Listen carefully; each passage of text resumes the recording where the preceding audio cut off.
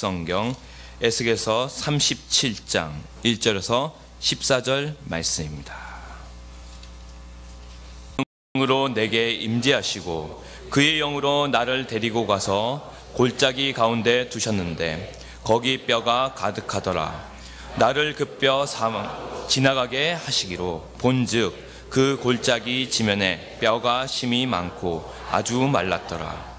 그가 내게 이르시되 인자야 이 뼈들이 능히 살 수 있겠느냐 하시기로 내가 대답하되 주 여호와여 주께서 아시나이다. 또 내게 이르시되 너는 이 모든 뼈에게 대언하여 이르기를 너희 마른 뼈들아 여호와의 말씀을 들을지어다. 주 여호와께서 이 뼈들에게 이같이 말씀하시기를 내가 생기를 너희에게 들어가게 하리니 너희가 살아나리라.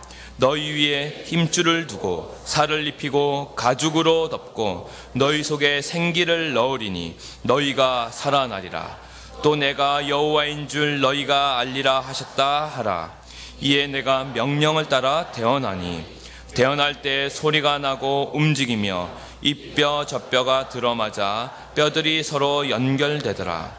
내가 또 보니 그 뼈에 힘줄이 생기고 살이 오르며 그 위에 가죽이 덮이나 그 속에 생기는 없더라. 또 내게 이르시되 인자야 너는 생기를 향하여 대언하라. 생기에게 대언하여 이르기를 주 여호와께서 이같이 말씀하시기를 생기야 사방에서부터 와서 이 죽음을 당한 자에게 불어서 살아나게 하라 하셨다 하라. 이에 내가 그 명령대로 대언하였더니 생기가 그들에게 들어가매 그들이 곧 살아나서 일어나 서는데 극히 큰 군대더라. 또 내게 이르시되 인자야 이 뼈들은 이스라엘 온 족속이라. 그들이 이르기를 우리의 뼈들이 말랐고 우리의 소망이 없어졌으니 우리는 다 멸절되었다 하느니라. 그러므로 너는 대언하여 그들에게 이르기를 주 여호와께서 이같이 말씀하시기를 내 백성들아 내가 너희 무덤을 열고 너희로 거기에서 나오게 하고 이스라엘 땅으로 들어가게 하리라. 내 백성들아 내가 너희 무덤을 열고 너희로 거기에서 나오게 한즉 너희는 내가 여호와인 줄을 알리라. 내가 또 내 영을 너희 속에 두어 너희가 살아나게 하고 내가 또 너희를 너희 고국 땅에 두리니 나 여호와가 이 일을 말하고 이룬 줄을 너희가 알리라. 여호와의 말씀이니라. 아멘. 자리에 착석해 주십시오. 능히 살아날 수 있겠느냐 라는 제목으로 하나님 말씀 선포가 있겠습니다.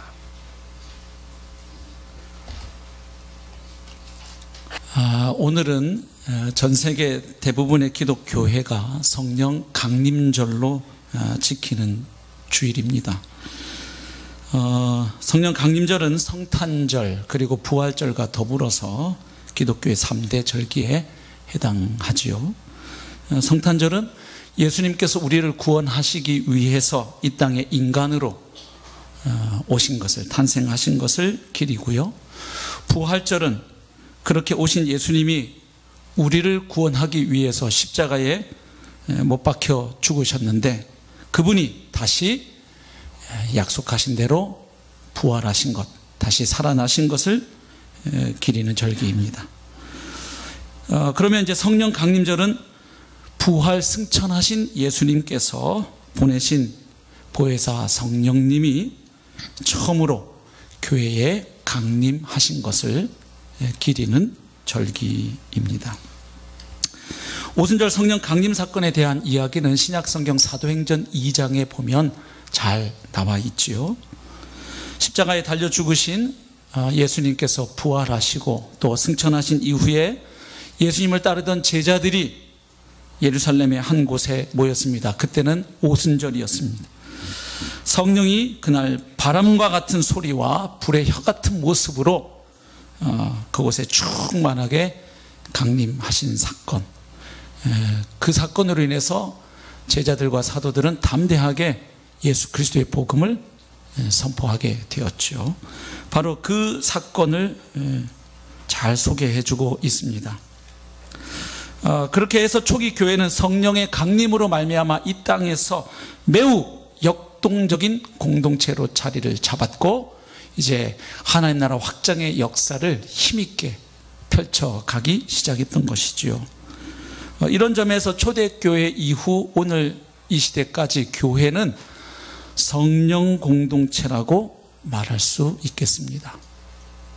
그런데 과연 오늘날 우리 한국 교회의 모습은 어떠할까요? 정말 성령께서 역동적으로 살아 역사하시고, 그래서 하나님의 영광이 선포되며 복음이 영화롭게 되고 하나님의 나라가 힘있게, 마치 사도행전에서 보듯 그 하나님 나라가 파죽지세와도 같은 모습으로 힘있게 확장되는 그런 모습을 우리가 보고 있습니까? 많은 분들이 한국 교회를 염려하고 걱정합니다. 많은 소리가 들립니다.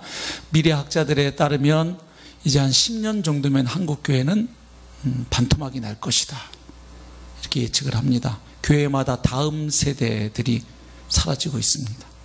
또 대학가에서는 이제 복음을 전하려고 전도하면 그 전도를 거절하는 스티커인가요? 카드인가요? 이제 그것도 만드는 상황이 되었습니다. 성도수가 좀 주는 것보다 더 심각한 것은 교회 내에서 불거져 나오는 각종 그 부패와 스캔들로 인해서 복음의 영광이 드러나지 못한다는 것입니다. 하나님의 영광이 세상 사람들 가운데 제대로 드러나거나 선포되지 못한다는 것입니다. 사회에 대한 교회의 영향력이 갈수록 떨어지고 있다는 사실입니다. 또 교회의 직분을 돈으로 사고 파는 그야말로 타락한 모습도 일부 보여지고 있습니다. 그래서 좀 부정적으로 보는 분들은 과연 한국 교회는 자정 능력이 있는가, 회복 능력이 있는가. 더군다나 올해가 종교개혁 500주년이 되는 아주 뜻깊은 해인데 과연 한국 교회는 다시 회복될 수 있을 것인가 하는 질문을 하고 있지요. 그래서 오늘 성령 강림주일을 맞아서 신구약 성경에 많은 성령님을 소개해 주는 본문이 많고 많지만 오늘 특별히 에스겔서 37장 말씀을 통해서 마치 마른 뼈와도 같아 보이는 이런 상황에서 다시 한번 어떻게 회복과 부흥의 역사, 또 생명의 역사가 우리 가운데, 또 조국교회 가운데 일어날 수 있겠는지를 살펴보고 우리가 다시 한번 주님 앞에 결단하고 헌신할 수 있기를 소망합니다. 오늘 본문 말씀을 살피기 전에 본문의 배경을 조금 말씀드리는 것이 오늘 본문 말씀을 이해하는 데 도움이 될 것 같습니다.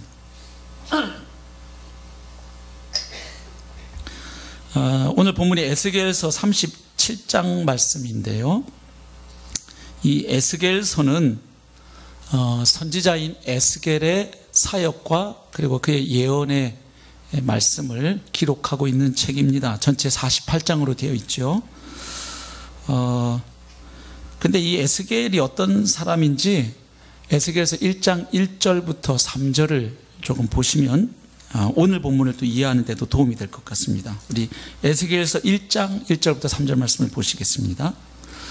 30째 해 넷째 달 초닷새에 내가 그발 강가 사로잡힌 자 중에 있을 때에 하늘이 열리며 하나님의 모습이 내게 보이니 여호야긴 왕이 사로잡힌 지 5년 그달 초닷새라.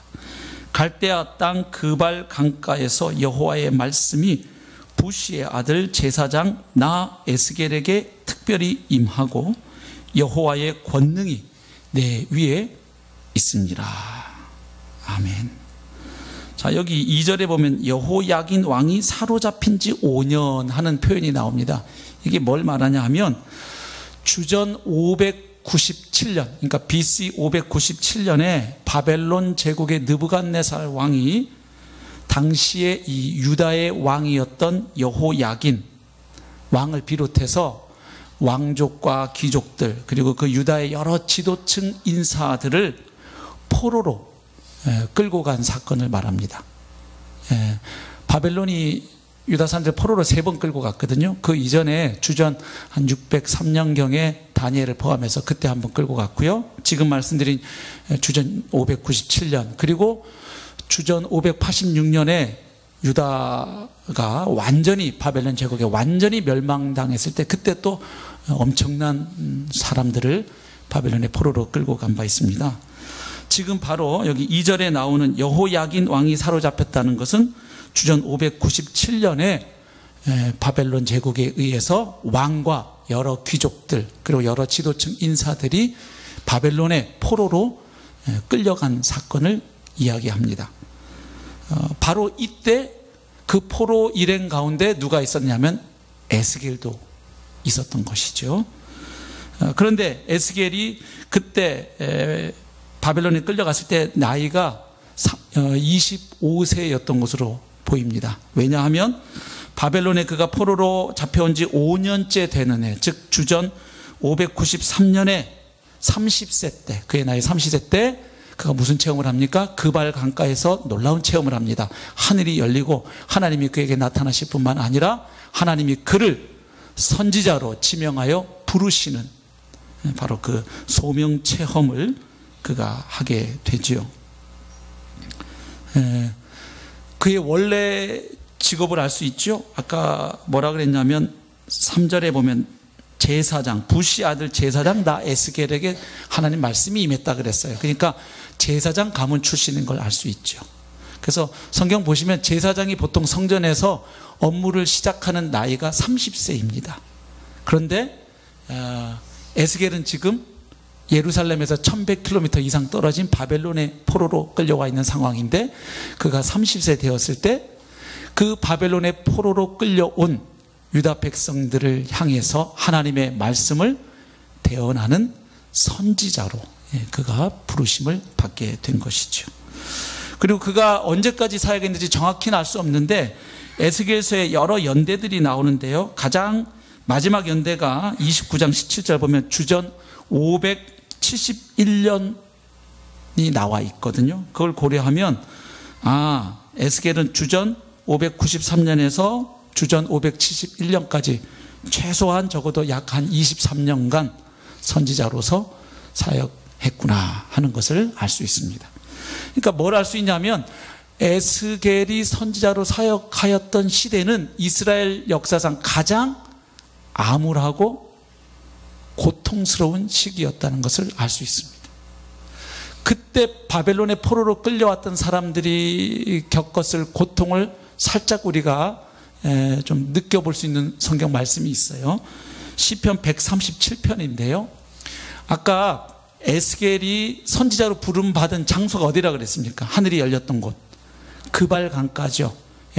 그 그발 강가에서 이스라엘 백성들이 무엇 했는지를 알 수 있게 해주는 본문이에요. 시편 137편입니다.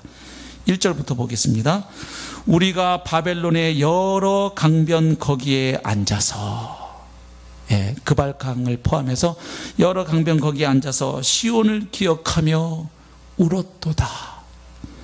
그 중에 버드나무에 우리가 우리의 수금을 걸었나니 이는 우리를 사로잡은 자가 거기서 우리에게 노래를 청하며 우리를 황폐하게 한 자가 기쁨을 청하고 자기들을 위하여 시온의 노래 중 하나를 노래하라 하매로다.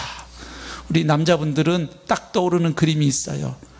군대에 가시면 휴식 시간에 쫄따구들, 이등병들을 포함해서 나오라 그래가지고 뭐 합니까?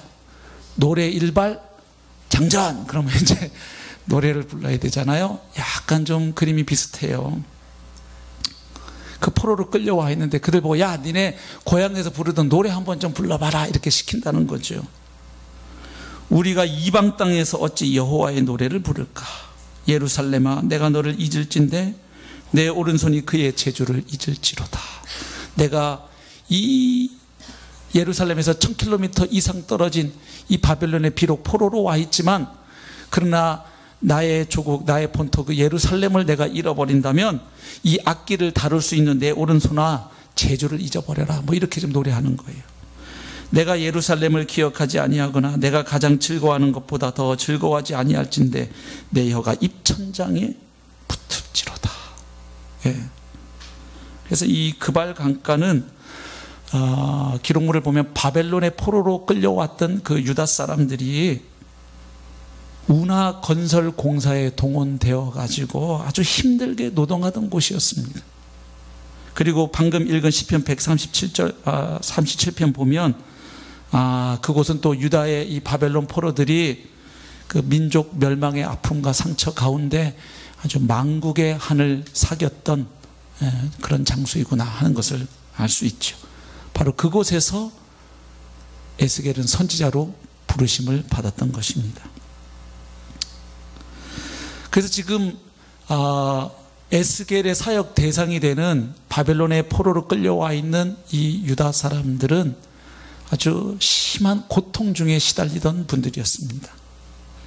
육체적인 고통은 말할 것도 없고 또 고향에서 이역만리 떨어져 살아가는 그 정신적인 고통, 고향에 대한 그리움, 그것도 말할 것도 없고 더 큰 고통이 하나 있는데 그것은 영적인 고통이었습니다. 왜냐하면 그들에게 잘 해결되지 않는 신학적인 질문이 있었기 때문입니다. 가령 이런 질문이에요. 어떻게 예루살렘이 멸망을 당할 수가 있는가? 그리고 하나님의 선민인 우리가 어떻게 이 이방 땅에 이렇게 먼 곳까지 포로로 끌려와 살 수가 있는가 하는 질문입니다. 그 당시 사람들은 많은 경우에 두 나라 사이에 전쟁이 벌어지게 되면 그 전쟁을 이렇게 많이 이해했습니다. 각 민족이 섬기는 신들 간의 전쟁으로 이해했던 것이죠. 그러니까 그런 세계관을 가지고 있는 사람이 바라보면 지금 이스라엘과 바벨론 사이의 전쟁은 어떤 전쟁으로 이해될 수 있나요? 이스라엘이 섬기던 여호와 하나님과 바벨론의 대표 신이었던 이 마르둑 사이의 전쟁으로 보이는 거죠. 그런데 그 전쟁에서 어떻게 전능하신 여호와 하나님이 저 이름 듣도 보도 못한 마르둑이라는, 요즘 아이들 쓰는 말로 하면 듣보잡 신에게 패배할 수가 있는가? 천지를 창조하신 여호와 하나님이 어떻게 이방 신에게 패배할 수가 있는가? 이 하나님에 대한 회의죠. 그리고 예루살렘은 하나님의 성전이 있는 거룩한 곳인데 어떻게 이방인들에게 그렇게 처참하게 점령당하고 함락당할 수가 있는가? 하나님이 계시겠다고 약속하신 곳인데, 사실 에스겔서 앞에 보면 이미 하나님은 그곳을 떠나셨다는 말씀이 나오죠.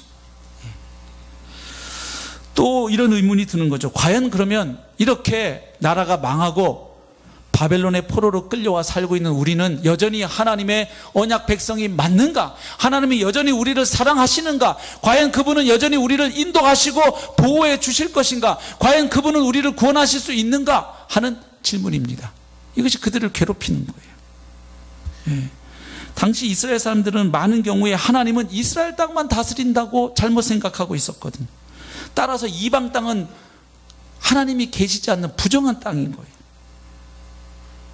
그렇기 때문에 하나님이 거하시지 않는 그 부정한 땅에 이방 신들을 섬기는 그 땅, 성전도 없고 제사도 드려지지 않는 그곳에 포로로 끌려와서 살아간다는 것은 그들에게 참으로 큰 고통이었던 것이죠. 바로 지금 그 사람들을 향해서 하나님의 말씀을 대언하는 선지자로 부름받은 분이 에스겔이라고 하는 선지자입니다. 그래서 에스겔서를 읽어보면 에스겔이 그들에게 선포했던 메시지는, 핵심 메시지는 두 가지로 딱 요약이 됩니다. 먼저 전반부에는 심판에 대한 메시지입니다. 범죄로 인해서 이스라엘이 멸망할 수밖에 없다는, 그리고 열방도 하나님의 심판을 피할 길이 없다는 메시지입니다. 그래서 1장부터 32장까지가 심판에 대한 이야기입니다.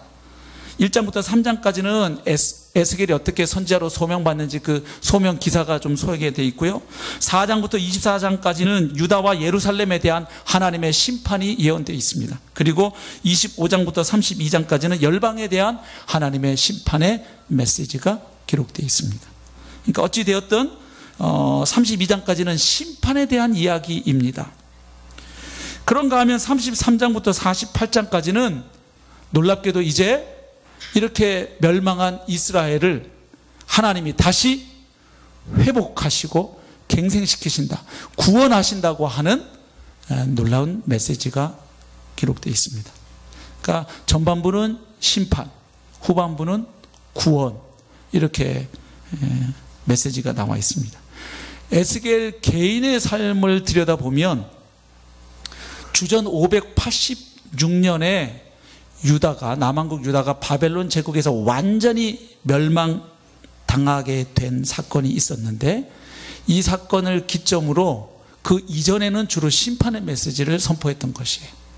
그러니까 너희들 하나님을 떠나서 범죄하고 우상 숭배한 우리들은 그 범죄의 결과로 이렇게 지금 바벨론의 포로로 끌려와 있을 뿐만 아니라 이게 끝이 아니다, 이제 나라가 완전히 멸망하게 된다, 그걸 선포하는 거죠. 그런가 하면 실제로 이제 남왕국 유다가 멸망하고 난 뒤에 에스겔은 어떤 메시지를 선포합니까? 이 멸망한 이 이스라엘을 하나님은 다시 회복하신다, 다시 구원하신다 하는 메시지를 선포했던 것입니다. 왜 에스겔은 하나님으로부터 이런 메시지를 받게 되었고 또 이 메시지를 그 사람들에게 선포할 수밖에 없었을까요? 이유가 있습니다. 아까 바벨론 포로민들이 가졌던 그 고민과 질문이 있었다 그랬죠. 그 질문에 대한 답이 되기 때문입니다. 특별히 신명기에 나타난 하나님의 말씀 때문에 그러했습니다. 여러분, 하나님께서 이스라엘 백성들을 애굽에서 종살이던 그들을 출애굽시켰죠. 모세 시대에 출애굽시키셔서 우리 얼마 전에 출애굽기 큐티 했잖아요. 아시죠? 시내산에 왔을 때 뭘 하시죠?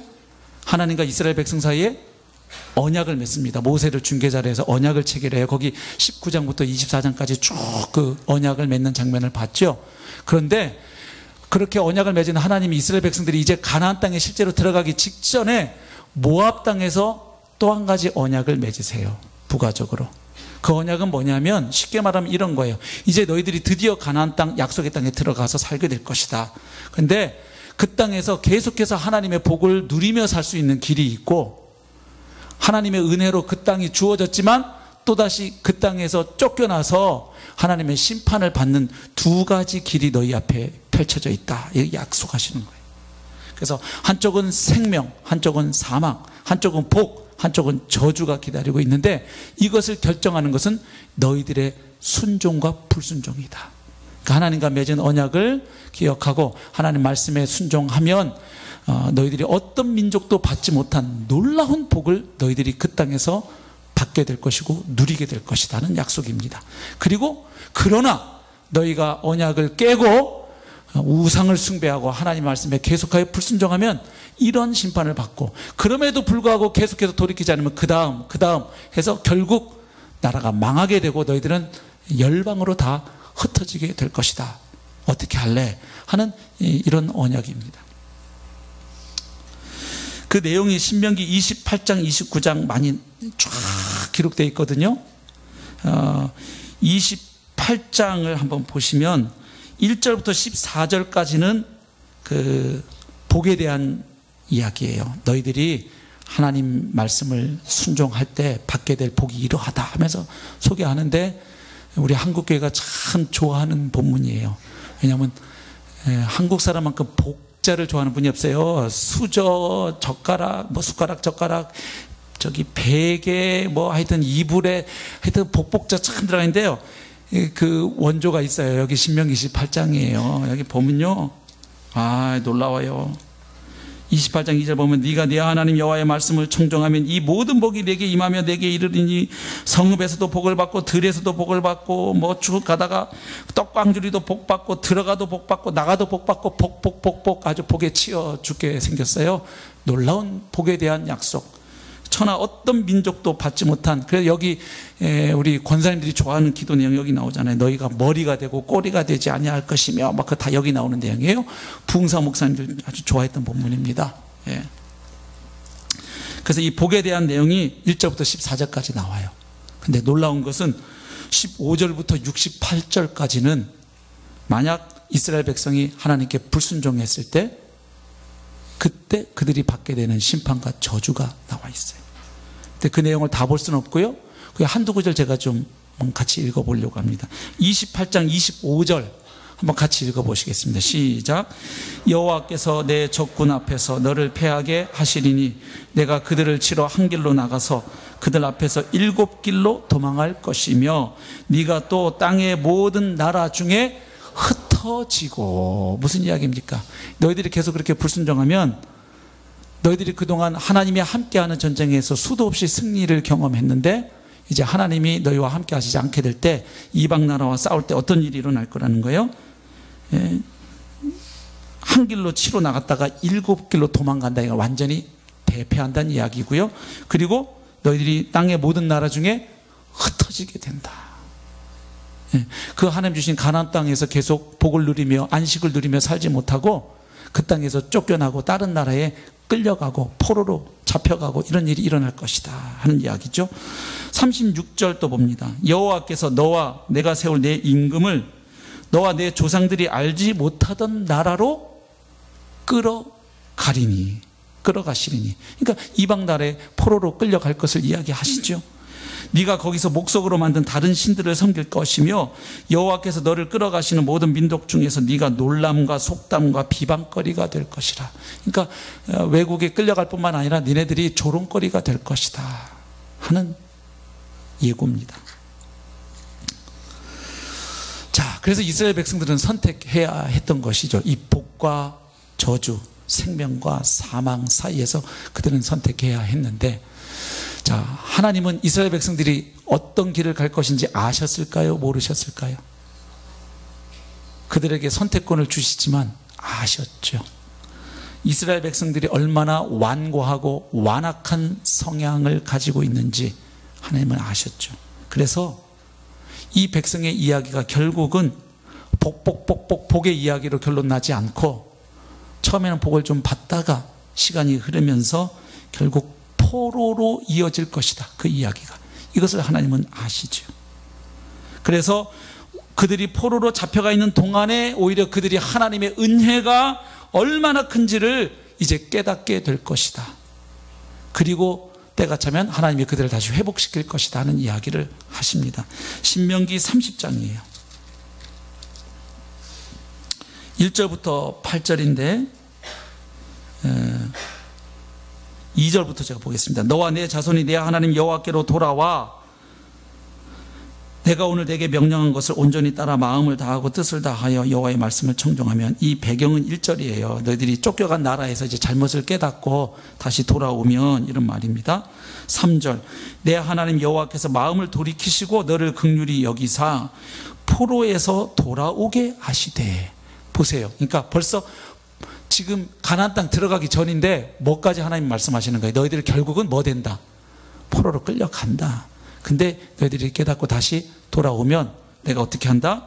포로에서 돌아오게 하시되 내 하나님 여호와께서 흩으신 그 모든 백성 중에서 너를 모으시리니 네 쫓겨간 자들이 하늘가에 있을지라도 내 하나님 여호와께서 거기서 너를 모으실 것이며 거기서부터 너를 이끄실 것이라. 내 하나님 여호와께서 너를 내 조상들이 차지한 땅으로 돌아오게 하사 네게 다시 그것을 차지하게 하실 것이며 여호와께서 또 내게 선을 행하사 너를 내 조상들보다 더 번성하게 하실 것이며. 쭉 비슷한 맥락의 말씀이 이어지죠. 그러니까 이 말씀에 비추어서 에스겔은 이미 이 하나님의 언약적 저주를 받기 시작한 이 백성들, 지금 그들은 바벨론의 포로로 끌려와 있는 거예요. 그래서 이 결과가 왜 일어났는지를 설명해 주는 거예요. 이건 이미 하나님이 예고하셨던, 경고하셨던 바다. 불순종하고 계속 우상숭배의 길을 걸어가면 결국 우리가 열국에 흩어질 것이고 포로로 잡혀갈 것을 이미 하나님은 말씀하셨다. 그 말씀하신 대로 성취되었다. 그래서 우리가 이 땅에 포로로 끌려와 있다. 그러나 이것이 끝은 아니다. 계속해서 이 가운데서도 회개하고 돌이키지 않으면 결국은 나라가 완전히, 일부가 이렇게 볼모로 잡혀오는 정도가 아니라 나라가 완전히 끝장나게 된다. 그래서 심판을 이야기하는 것입니다. 근데 이제 정말로 나라가 망하고 나서는 다시 무슨 이야기를 선포하는 겁니까? 그런데 이것이 또 하나님의 최종 목적과 뜻이 아니다. 하나님은 다시 이 백성을 회복하신다. 그러면서 이제 쭉 하반부에는 회복과 구원과 갱생에 대한 말씀을 이야기합니다. 특별히 오늘 본문인 37장 바로 앞에 36장에 보면 하나님이 어떻게 그들을 회복하시고 구원하실 것인지를 말씀을 했어요. 한번 보실까요? 36장 다 볼 수 없으니까 몇 절씩 이렇게 뽑아서 봅니다. 8절 한번 보십시오. 8절. 그러나 너희 이스라엘 신들아 너희는 가지를 내고 내 백성 이스라엘을 위하여 열매를 맺으리니 그들이 올 때가 가까이 이르렀습니다. 무슨 이야기예요? 이스라엘 백성이 다시 바벨론에서 어디로? 그 포로 상태에서 풀려나서 이스라엘 땅으로 돌아올 때가 되어가기 때문에 그 땅에게 말하는 거예요. 가지를 내고 이스라엘 백성, 돌아올 이스라엘 백성들을 위해서 뭘 해라? 열매를 맺게 될 것이다. 그런 이야기예요.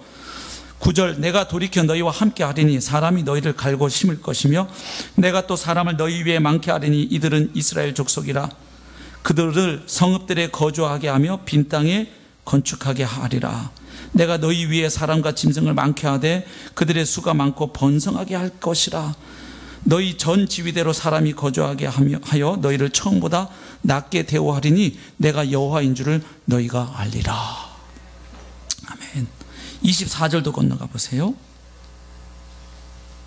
내가 너희를 여러 나라 가운데에서 인도하여 내고 여러 민족 가운데서 모아 데리고 고국 땅에 들어가서 맑은 물을 너희에게 뿌려서 너희로 정결하게 하되 곧 너희 모든 더러운 것에서와 모든 우상 숭배에서 너희를 정결하게 할 것이며 또 새 영을 너희 속에 두고 새 마음을 너희에게 주되 너희 육신에서 굳은 마음을 제거하고 부드러운 마음을 줄 것이며 쭉 회복에 대한 이야기죠. 또 33절 보시면 주 여호와께서 이같이 말씀하셨느니라. 내가 너희를 모든 죄악에서 정결하게 하는 날에 성읍들에 사람이 거주하게 되며 황폐한 것이 건축되게 할 것인즉 전에는 지나가는 자의 눈에 황폐하게 보이던 그 황폐한 땅이 장차 경작이 될지라. 사람이 이르기를 이 땅이 황폐하더니 이제는 에덴 동산같이 되었고. 그러니까 사람 살 수 없는 그 황량하고 황폐한 그 땅이 마치 에덴 동산과도 같이 놀랍게 회복될 것을 예언하는 말씀이에요. 자, 그런데 이런 말씀이 에스겔에게 그리고 바벨론 땅에 포로로 끌려와 있는 유다 백성들에게 전해졌을 때 그들이 그 말씀을 들었을 때 어떤 생각이 들을까요? 쉽게 받아들일 수 있었을까요? 그렇지 않죠. 왜냐하면 그들의 현실은 너무나 암울하고 좌절할 수밖에 없고 절망할 수밖에 없는 상황이기 때문에 소망이 보이지 않는 거예요. 그런데 너무 어마어마한, 여러분 그렇잖아요. 이렇게 회복도 예를 들면 아이들 성적 가지고 얘기해 봅시다. 막 전교 꼴등한 아이한테 놀랍게 회복되어서 네가 전교 1등 할 거야. 그러면 잘 안 믿게 되잖아요.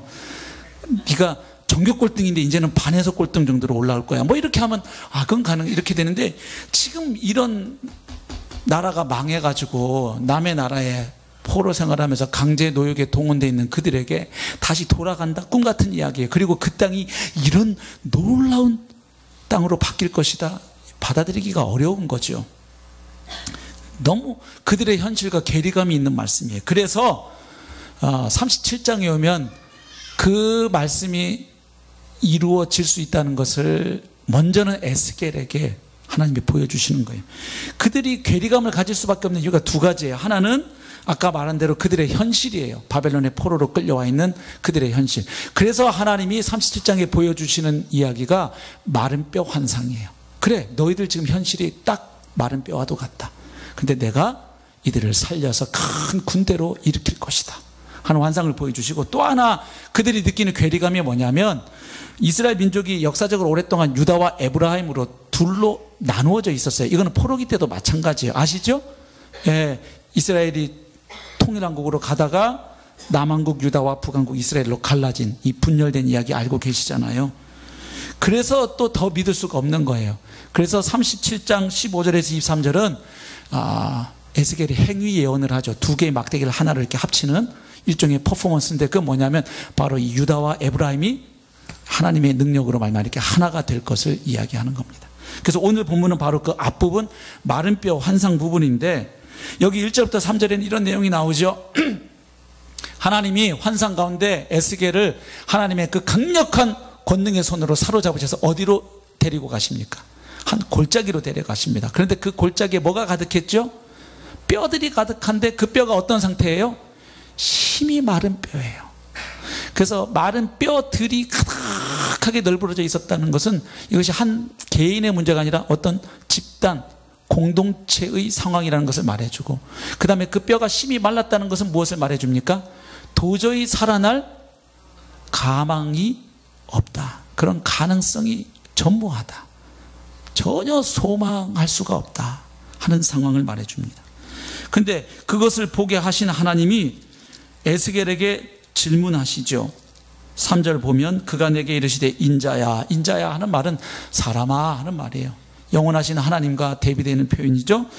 인생아, 사람아, 이 뼈들이 능히 살 수 있겠느냐? 하나님이 우리에게 이렇게 물으신다면 우리는 뭐라고 대답해야 할까요?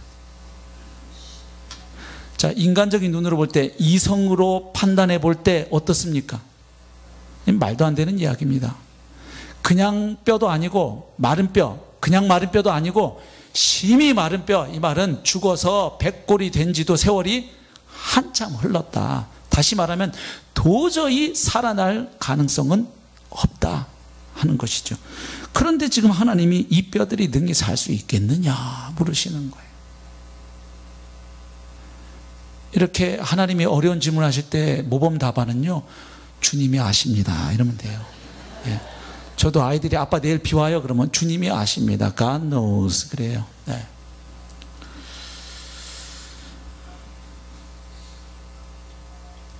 인간적인 눈으로 보면 하나님 말도 안 되죠 이렇게 말하고 싶었을 거예요. 근데 문제는 지금 하나님이 물으시는 거예요. 천지를 말씀으로 창조하신 하나님이 묻고 있고, 더군다나 명색이 하나님 말씀을 대언하는 선지자인 자신에게 하나님이 물으셔요. 그러니 말도 안 되는 소리 하지. 지금 농담해요 시방 하나님? 이럴 수가 없죠. 물론 그런 식으로 하는 사람도 있어요. 요나 같은 사람. 선지자들도 여러 클래스가 있어요. 그런데 에스겔은 그렇게까지는 못 간 것 같아요. 그래서 고민하다가 한 대답이 뭡니까? 주님이 아시지요. 그러니까 이건 안 된다고 대답하기 어려워서 한 대답이기도 하지만, 한 부분, 어떤 부분도 있는 겁니까? 이 뼈가 살아날지 안 살아날지는 누구에게 전적으로 달려있다? 하나님께 달려있죠. 여러분, 여기서 주님께서 아십니다가 단지 하나님의 예지력을 말하는 게 아니에요.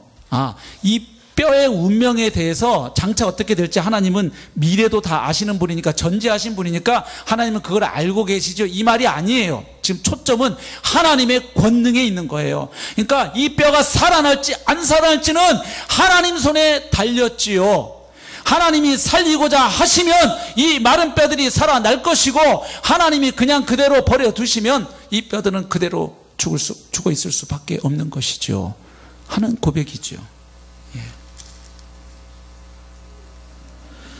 다시 말해서 마른 뼈의 운명은 그 뼈가 얼마나 오래되었는지, 얼마나 말랐는지, 어느 정도 소생 가능성이 있는지에 달려있는 게 아니고 오직 하나님께 달려 있습니다 하는 고백이지요. 마치 신명기 32장 39절처럼 하나님은 우리를 죽이기도 하시고 살리시는 분이시라는 고백과 비슷한 거죠. 조건과 상황이 어떠하든 하나님이 살리시면 살 것이고, 하나님이 버리시면 마른 채로 남을 것입니다. 하나님의 주권과 하나님의 능력에 달려있는 문제입니다. 이렇게 대답을 한 거예요. 그래서 인간은 답을 찾는 존재이지 답을 가지고 있는 존재가 아니거든요. 그런데 하나님이 물으실 때가 있어요. 답은 누구에게 있는데? 하나님께 있는데, 그 하나님이 우리에게 물으실 때가 있어요. 그때는 하나님이 몰라서 물으시는 게 아니에요. 왜 물으시는 겁니까? 그 질문 앞에 서서 우리의 상태를 살펴보고 우리 자신에게는 답이 없음을 깨닫게 하시는 거죠. 그리고 답은 오직 전능하신 하나님께 있음을 깨닫게 하시기 위해 질문하시는 거죠. 그래서 지금 에스겔은 모든 것이 하나님 손에 달려 있습니다. 그래서 지금 이 질문과 답에서 우리가 하나님에 대해서도 알 수 있고 인간에 대해서도 알 수 있는 거예요. 하나님은 인간이 좌절하고 절망할 수밖에 없는 상황에서도 하나님은 하신다. 아멘. 예.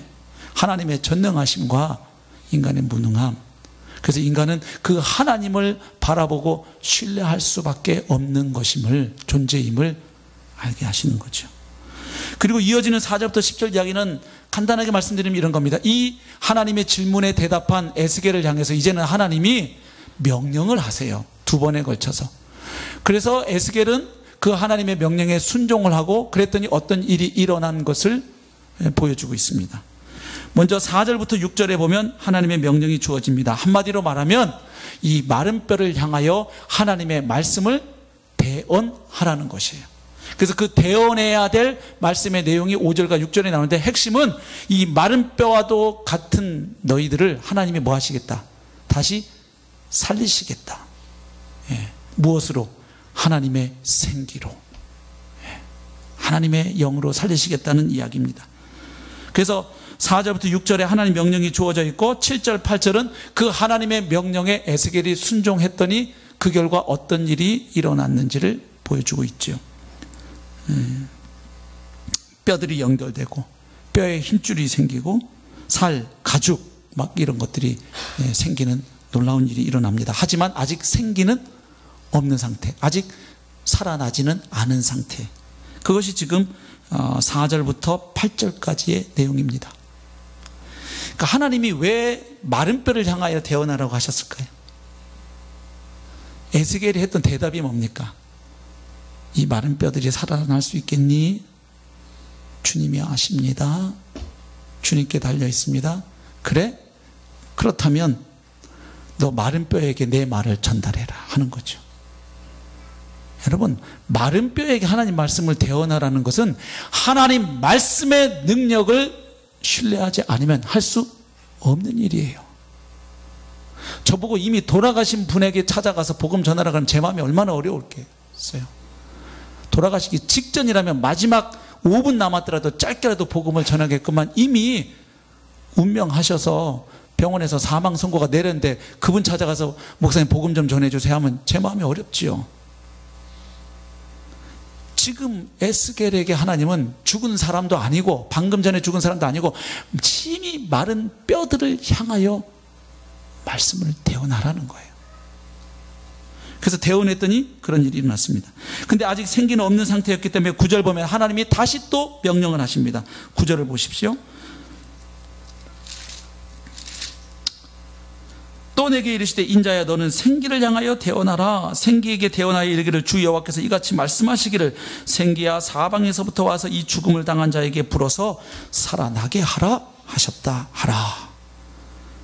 10절 이에 내가 그 명령대로 대언하였더니 생기가 그들에게 들어가매 그들이 곧 살아나서 일어나 서는데 극히 큰 군대더라. 그래서 지금 이 마른 뼈가 살아나서 하나님의 군대로 일어서는 모습이 2단계로 진행되죠. 처음에 하나님 말씀을 받아서 대언했더니 막 뼈들이 들어맞고 막 힘줄 가죽 뭐 그렇죠? 그렇게 되고 그리고 다시 또 하나님의 생기가 불어와서 그들이 살아나도록 대언했을 때 하나님의 생기가 들어갔더니 살아나는 모습. 그래서 마치 창세기 2장에 보면 하나님이 아담을 창조하실 때 모습과 흡사하죠. 거기도 보면 하나님이 어떻게 하십니까? 인간을 흙으로 아담을 빚으셨어요. 그러나 아직 생명체가 아니었어요. 그 흙덩어리에 하나님의 숨결을 루아흐 하나님의 숨결을 불어 넣었더니 사람이 생명체가 됐어요. 그렇죠? 비슷하죠. 그래서 지금 여기에서 계속 강조되고 있는 단어가 루아흐예요. 루아흐. 여기 생기라고 나오는 단어가 히브리어로 루아흐인데 9번 가량 나오죠. 근데 그 생기라는 단어에 쓰인 루아흐가 37장 1절에도 쓰였어요. 여호와께서 권능으로 내게 임재하시고 그의 영으로 나를 데리고 가서 골짜기 가운데 두신, 여기 그의 영 할 때 역시 루아흐예요. 하나님의 영. 그래서 이 루아흐라는 단어는 바람, 숨결, 입김이라는 뜻도 있고 영이라는 뜻도 있어요. 그래서 문맥에 따라서 번역이 되는데, 결국 하나님의 영에 의해서 이 마른 뼈들이 살아납니다. 예. 그래서 결국 이 환상을 정리해 보면 마른 뼈가 살아나는 데 결정적인 요소가 세 가지 있음을 알 수 있어요. 하나는 뭐냐? 하나님의 말씀이에요. 두 번째는 하나님의 영, 곧 성령이세요. 세 번째는 하나님 말씀을 대변하는 대언자예요. 이 환상에 나타나는 세 가지 요소가 그렇습니다. 말씀, 성령, 대언자. 그러니까 오늘날도 회복과 부흥의 역사, 생명의 역사가 일어나려면 하나님의 말씀이 선포되어야 합니다. 그리고 그 말씀이 선포되는 그 현장에 하나님의 영, 곧 성령께서 임재하시고 운행하시고 역사하실 때 살아나는 역사, 회복의 역사, 부흥의 역사가 일어나는 것이죠. 예. 그리고 이제 11절부터 14절 보시면 이 환상, 에스겔이 보았던 환상이 무엇인지 하나님이 설명을 친절하게 해주세요. 다르게 오해하지 않도록. 그래서 그 내용을 보면 첫 번째로 마른 뼈는 뭐라고 설명해 주십니까? 11절, 또 내게 이르시되 인자야, 이 뼈들은 이스라엘 온 족속이라. 그들이 이르기를 우리의 뼈들이 말랐고 우리의 소망이 없어졌으니 우리는 다 멸절되었다느니라. 소망 없이 좌절하고 절망하고 있는 바로 이스라엘 백성들이 네가 본 그 마른 뼈와 같은 사람들이다. 그런데 지금 그 마른 뼈를 향하여 하나님 말씀을 대언했더니 마른 뼈가 살아났잖아요. 거기에 하나님 생기가 들어가고. 그러니까 그것은 에스겔에게 뭘 말하는 거예요? 이 마른 뼈와 같은 이들을 향하여 너는 담대하게 나의 말을 대언하라, 전하라 하는 말씀이죠, 에스겔에게는. 그리고 또 한 가지 약속은 그 마른 뼈가 살아나는 게 무엇을 의미하는지를 설명해 주었죠. 12절, 그러므로 너는 대언하여 그들에게 이르기를 주 여호와께서 이같이 말씀하시기를 내 백성들아, 내가 너희 무덤을 열고 너희로 거기에서 나오게 하고 그 무덤과도 같은 바벨론 땅, 그 포로된 그곳에서 너희를 해방시켜서 나오게 하겠다는 거예요. 그래서 어디로 데려가느냐? 이스라엘 땅으로 들어가게 하리라. 아멘. 본토로 다시 돌아가게 하겠다는 거예요. 13절, 내 백성들아, 내가 너희 무덤을 열고 너희로 거기에서 나오게 한즉 너희는 내가 여호와인 줄을 알리라. 14절, 내가 또 내 영을 너희 속에 두어 너희가 살아나게 하고 내가 또 너희를 너희 고국 땅에 두리니 나 여호와가 이 일을 말하고 이룬 줄을 너희가 알리라. 여호와의 말씀이니라. 아멘. 이 회복과 구원에 대한 약속을 주시면서 하나님이 반복해서 하시는 말씀이 있어요. 13절 보면 내가 이렇게 하면 너희는 내가 여호와인 줄을 알리라.